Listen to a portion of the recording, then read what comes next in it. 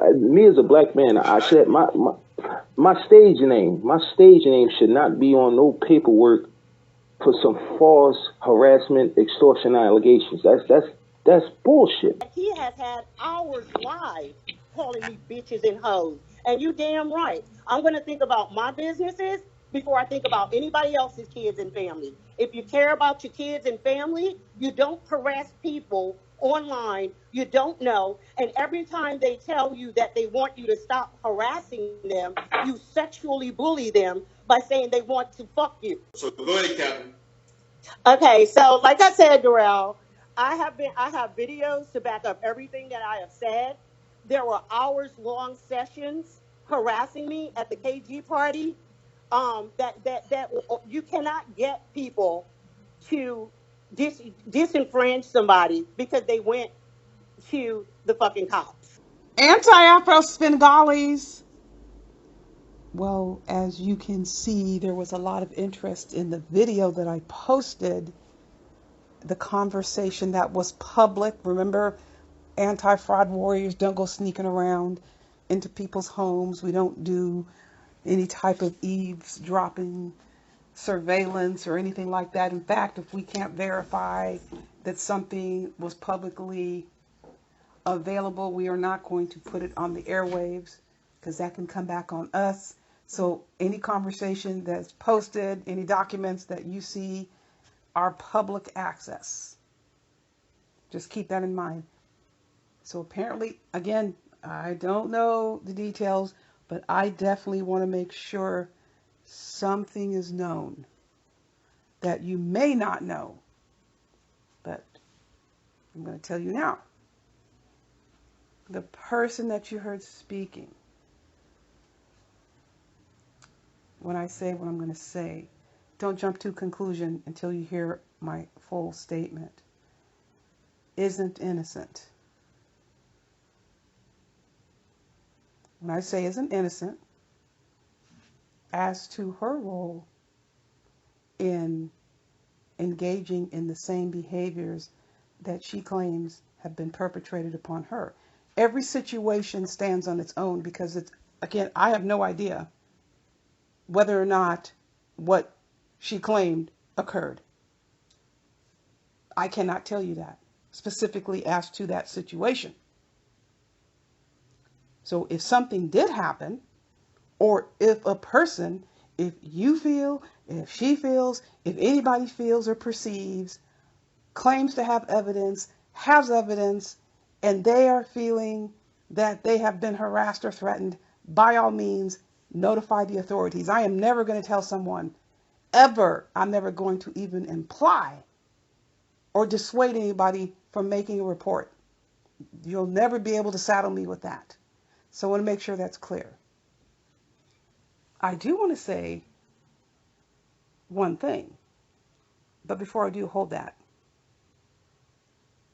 Obviously, the situation is not resolved because someone did send me another clip where the person you heard talking, the male, stated the situation is not resolved. Now, let me tell you something. The person you heard talking, the woman you heard talking, has a long, sordid history of making claims. And I am the last person to say, take pleasure in someone else's misfortune. Because you can tell by the way the person is talking, this is causing a lot of stress. I've been there before. And I want to shout out Professor Cupcake, who left a comment. I'm going to post a comment on the board so you can see what she stated. Thank you for your kind words, your compassion. But I want to point this statement out. And I'm going to go back. I just made a couple of statements I started. I'm going to go back. Don't worry. I want to make sure everybody knows there is no way I would ever be able to tolerate or withstand or function if I was under a constant state of threat. No way. I could not even imagine being under a constant state of threat. That is the very reason why you need to engage law enforcement immediately. You never would want yourself to be in a situation like this. This is like, it's unheard of in my perspective. And remember, I'm talking about myself. When I come on here, I make sure I strongly encourage people, you do not have to suffer in silence.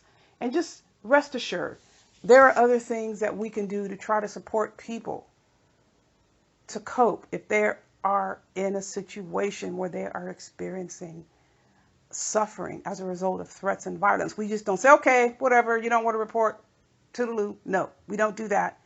But we can impose our will when we're in a professional setting. We have to go with what the client chooses to do. So let me backtrack. That's what I was saying a couple seconds ago. The person you heard talking actually was the one who had called the the Wilmington Police Department and stated that I was a white person, I'm a white supremacist, and I was threatening Umar Johnson. And obviously, for those of you may not know, and I don't want to assume everybody does know this, when you have a situation where someone calls the police on you, you know how they always try to get a name? And again, I am not assuming everyone knows this. They push for a name so hard. And people don't understand this. They get upset when, say, someone calls 911 and they're trying to get your name, they're trying to get whoever's name because they need to look up photos. So if you're sending the police to an incident, they need descriptions to try to see if things are matching. What you don't want, if somebody's giving you a description of one thing or one person and you're pulling up a photo and the person is Asian and you're black and this person's Mexican, what do you think is going to happen? There's confusion. You don't want confusion. You don't want the wrong person identified. So that's the push for identification. So she told the Wilmington Police Department that I was a white woman and a white supremacist, an Aryan nation trying to undermine Umar Johnson's efforts to help the black community. And I had this conspiracy going on YouTube, and my page was white supremacists and all of this. So I spoke to the Wilmington, Delaware Police Department. All they have to do is look up their photo.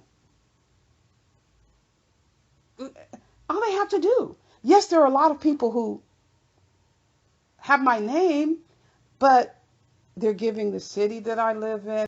There's still people with my same name giving my YouTube channel. So they're giving a lot of information they claim they have about me, but you would have some information in the computer if I was a white supremacist.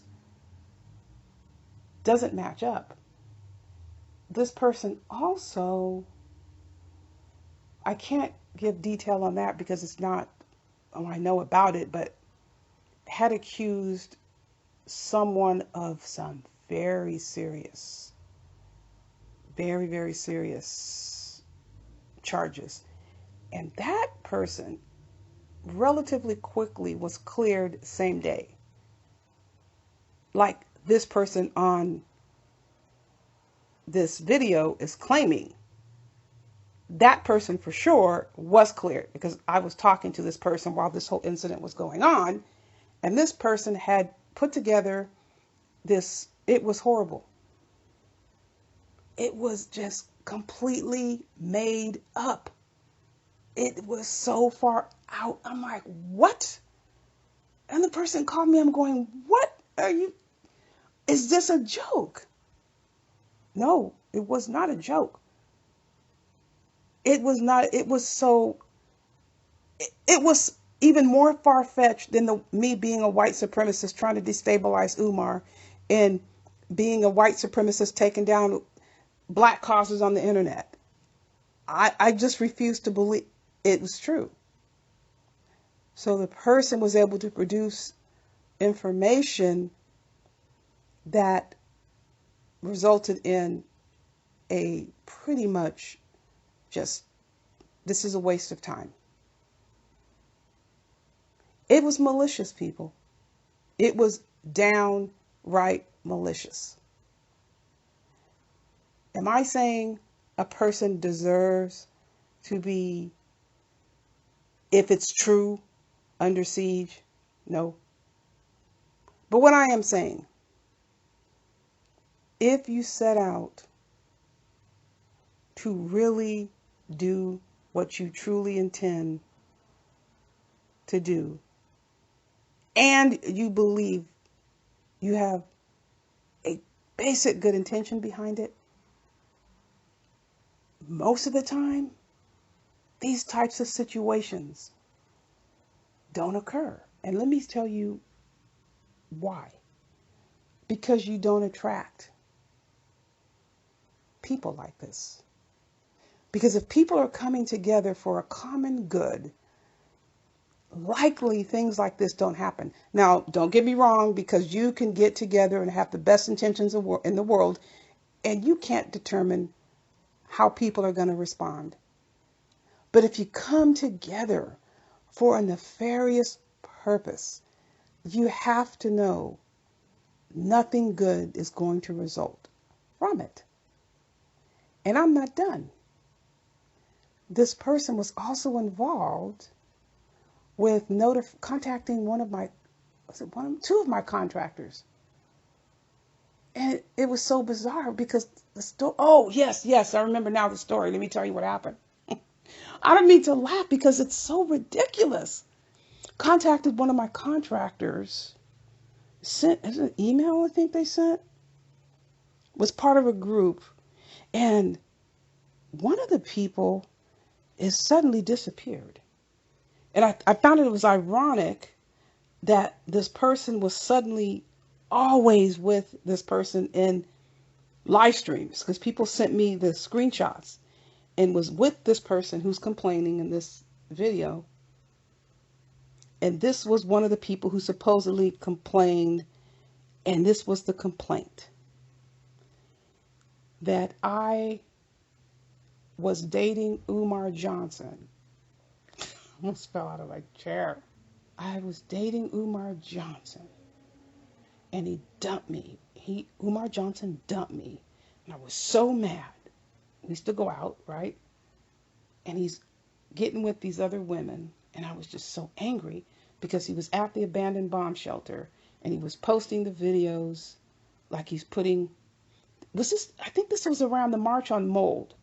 Yes, he was posting videos, and the women were there, and I was just so left out. I was so angry that I started attacking the women on the March on Mold. And I was posting these videos, and I was posting videos at the time, and they were coming up, they were saying the names, that I was naming different people. They're coming up with all this stuff, and they're telling me all this stuff. They're going, this is so like weird. They thought it was very weird. And guess what? They actually commended me because they were interested. They were very interested in what was happening, because it sounded so bizarre. I mean, they were very authentically interested in what was going on. And mind you, this is a huge company, right? And they say the work that you're doing is commendable. Anti-fraud warriors. They can look at, I have nothing to hide.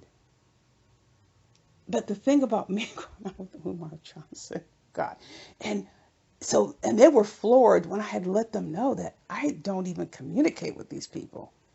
And trust me, there was never, ever any like risk or anything, ever any concern about me and my services and what I do.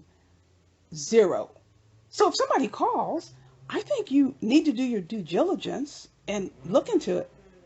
And then she had called another contractor, and that contractor wouldn't even, the time of day would not even, nothing at all, people. So this person's been pretty busy. Has been pretty busy.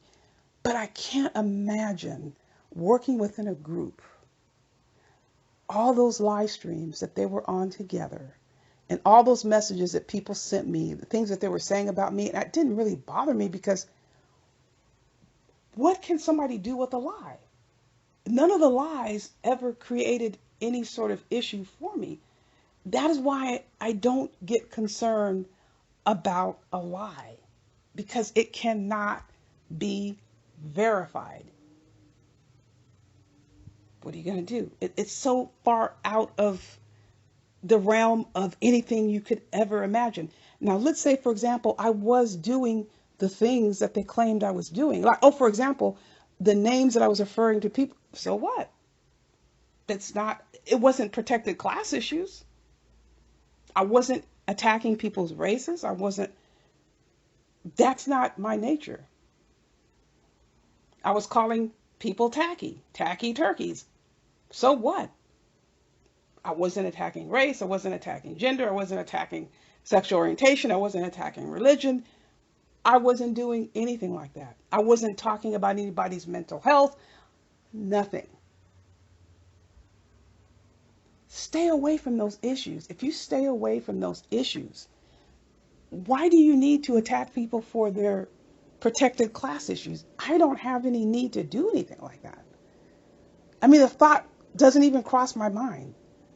Now, there are situations that occur where I think somebody is using like a privilege, misusing a privilege class. I can invoke that, and I make sure I distinguish that I think the person is using this class that they're a member of to gain an advantage, and I make a clear distinction. I don't broad brush any group. But I do think how things turned out, it's very interesting. Very, very interesting. I can't imagine people. It was so insulting for someone to say that I went out with Umar Johnson. Yeah, I could just gruntle because he's having all these people. I mean, all you need to do, and so many of us, all you would need to do is show one video where these people are going off with their, oh my God, with their just incredibly vulgar. And I have so many clips where these people, and this person is involved with these incredibly vulgar, just, I can't even, people. So that's why I'm inclined to believe there may be some truth to some of those statements. Now, if you told me Rev G was saying stuff like this, I wouldn't believe it. Because this person that's being accused, I have plenty of audio where he's talking about me in these sexual terms. I'm going, this is disgusting. So he doesn't even know me. He's never spoken to me. He has no access to me, but he's making these statements, these sexually graphic statements about me. So what would preclude this person? And he doesn't have a way of contacting me. I mean, I don't know, maybe he has one of my numbers because someone he was associated with doxed one of my numbers. I have multiple numbers. I would never pick up the phone unless it is an actual contact. If somebody needed to talk to me and I didn't have them in my contact list, they would leave me a message. I would get that message and I would call them back and I would add them to a contact. That's how that works. That would take 2 seconds. If it was an emergency, somebody would say, hey, listen, this is an emergency. Call me back. I'm going to listen to that phone call and I'm going to add that person to my contact list. That's how that would work. So if this person is not on my contact list, I have no contact with this person, there's nothing this person would ever have to say to me, like directly. But obviously, this person had the woman's contact information, so it stands to reason he at least had the opportunity to make phone calls and have a direct conversation. And I'm inclined to believe it. Am I accusing him? Not necessarily. But again, based on what he said about me, it is not a stretch. Person says she has evidence. I don't know. It remains to be seen. And what else remains to be seen is exactly what will become of Umar Johnson and how he was a catalyst for what we're seeing, specifically when it comes to people being threatened with physical violence and harassment because they dare to speak the truth. And I find it quite hilarious that you have a person here on YouTube who is known for being dragged by men, who is known for having her sex life as an open book, who is known for completely spazzing out and losing control, unable to maintain her composure, wants to serve as the authority as to the status of anti-Afro Svengali's quest to bring Umar Johnson to justice, when she has no inside information whatsoever about what's happening with Umar Johnson and the quest to bring him to justice. I find it highly insulting that anybody would even expect me to even respond to that. But let me tell you this, the anti-fraud warriors have the inside information about Umar. And we know that Umar Johnson is by no means off the hook. And here's some statistical information for those who may not know. Financial crimes are the most common of all crimes. So the timeline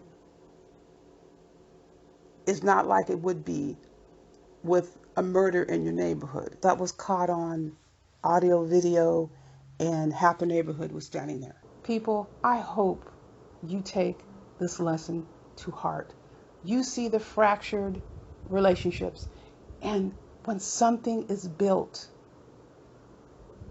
on what is obviously malintent, it was inevitable a crash and burn would result. Now, one thing you can do to avoid the same fate: heed the warning, buyer beware.